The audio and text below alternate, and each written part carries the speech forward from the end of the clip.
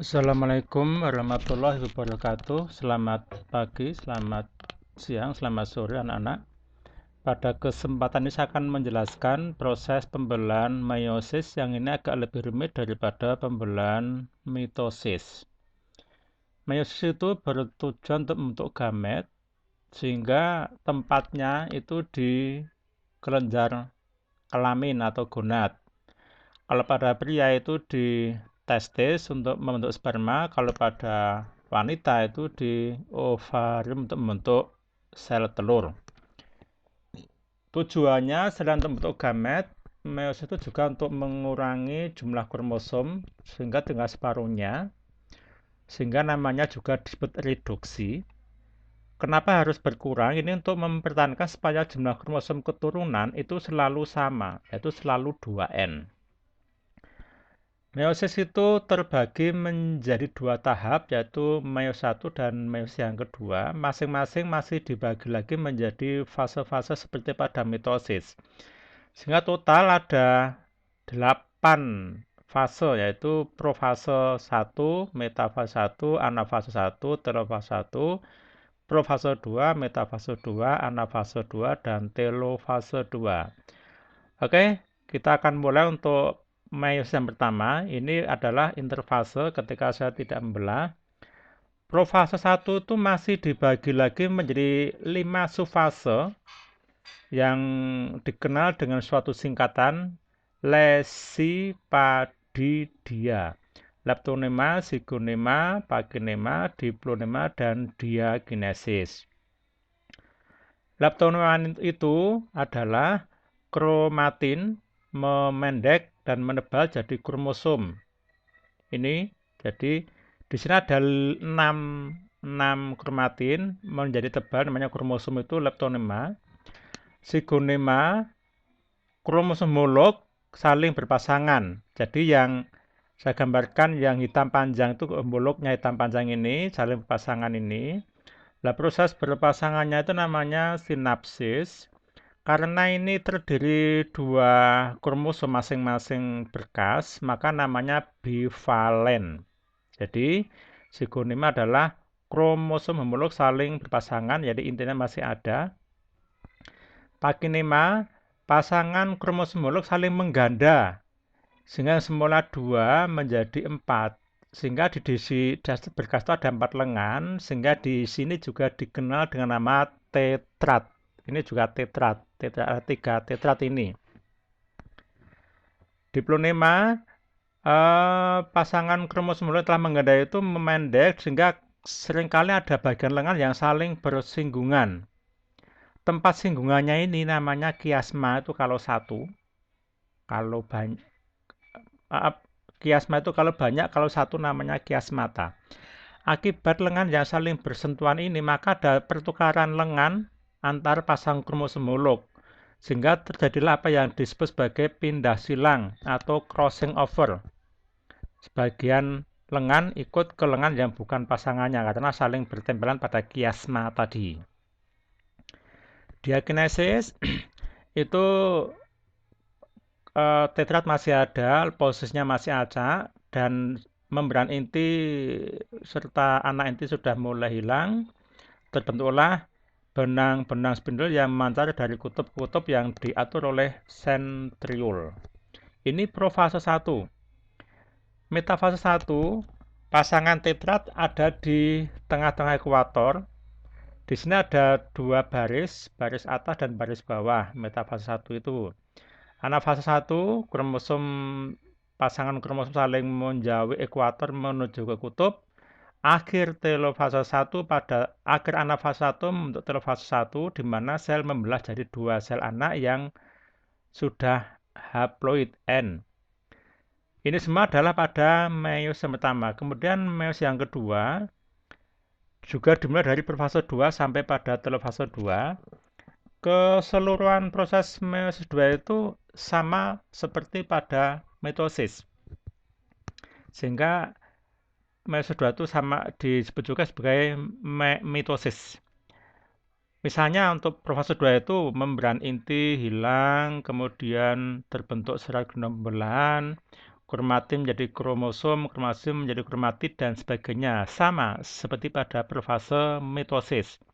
Begitupun pada metafase juga sama. Kalian perhatikan bedanya antara metafase 2 dan metafase 1. Kalau pada metafase 1 terbentuk dua berkas yang ada di ekuator sel. Tapi kalau pada metafase 2 itu membentuk sebuah baris, satu baris. Anafase 2, pasangan kromosom sudah memisah dan bergerak ke arah kutub. Terakhir pada telofase 2 terbentuk masing-masing membelah jadi 2 sel anak, sehingga dari satu sel induk terbentuklah 4 sel anak yang semula kromosomnya 6, ini tinggal 3. Jadi dari 2N menjadi N. Jadi itu hasil meiosis. Dari meiosis ada 2 kali pembelahan dengan satu sel induk menjadi 4 sel anak yang masing-masing haploid. Kita next sekarang pembelahan meiosis untuk bentuk gamet, namanya gametogenesis. Itu dibedakan dua pada manusia dan hewan, yaitu pembentukan sperma dan pembentukan ovum. Pembentukan sperma disebut dengan spermatogenesis. Sel induk sperma namanya spermatogonium. Ini berlangsung di testis untuk bentuk sperma. Spermatogonium membelah secara mitosis membentuk spermatosit primer. Jadi 2N masih 2N karena mitosis. Spermatosit primer membelah mengalami meiosis yang pertama, membentuk 2 sel anak yang masing-masing sudah N, namanya spermatosit sekunder. Spermatosit sekunder membelah meiosis yang kedua, membentuk masing-masing membentuk 2, sehingga terbentuk 4 calon sperma yang namanya spermatid yang sudah mengandung N kromosom. Spermatid ini tidak membelah lagi, tapi mengalami pematangan atau maturasi atau diferensiasi atau spermiogenesis, menghasilkan 4 sperma yang fungsional, yang aktif. Lalu oogenesis, pembentukan ovum itu pada wanita berlangsung di ovarium untuk bentuk ovum. Sel induk ovum namanya oogonium 2N. Oogonium membelah secara mitosis menjadi oosit primer masih 2N. Oosit primer membelah meiosis pertama membentuk 2 sel anak, yang besar namanya oosit sekunder, yang kecil namanya badan kutub primer atau polosit primer. Sudah N. Oosit sekunder membelah meiosis yang kedua membentuk 2 sel, yang satu besar. Begitupun polosit primer membentuk 2 sel anak yang ukurannya kecil, sehingga hasil dari meiosis yang kedua ada 4 sel anak, yang satu besar namanya ootit, yang 3 kecil namanya badan kutub sekunder atau polosit sekunder. Lalu polosit sekunder ini akan mengalami degenerasi, kemunduran atau mati, sehingga hanya ada satu calon telur yang hidup namanya ootit. Ootit mengalami maturasi menjadi sel telur. Jadi bedanya kalau pada spermatogonium dari satu sel induk menjadi 4 sperma yang fungsional. Kalau pada oogenesis dari satu sel induk telur hanya satu telur yang fungsional.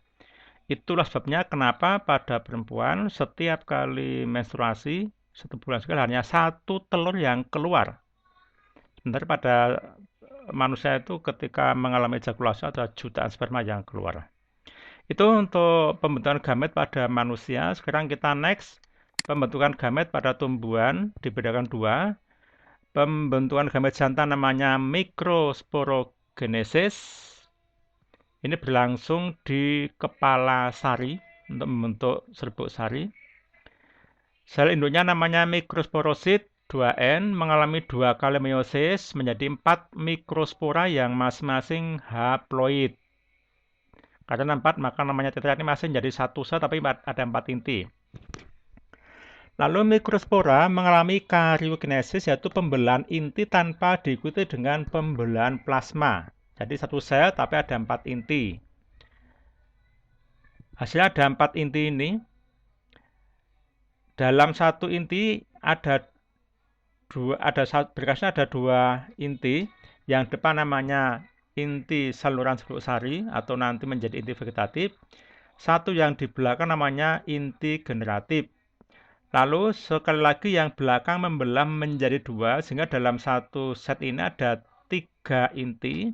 Yang depan namanya inti saluran serbuk atau inti vegetatif, 2 yang di belakang namanya inti sperma atau inti generatif 1 dan inti generatif 2. Jadi satu sel induk mikrospora ada 4 inti yang masing-masing fungsional. Itu untuk pembentukan gamet jantan. Next, pembentukan gamet betina namanya megasporogenesis. Berlangsung di ovarium atau bakal buah, bakal biji. Sel induknya namanya megasporosit, membelah 2 kali meiosis, 1, 2, membentuk 4 megaspora, yang N. Dari 4 ini, yang 3 mati, tinggal 1 megaspora yang hidup. 1 megaspora ini mengalami karyokinesis, pembelahan inti, 3 kali karyokinesis 1, jadi 3 kali karyokinesis 1, 2, dan 3.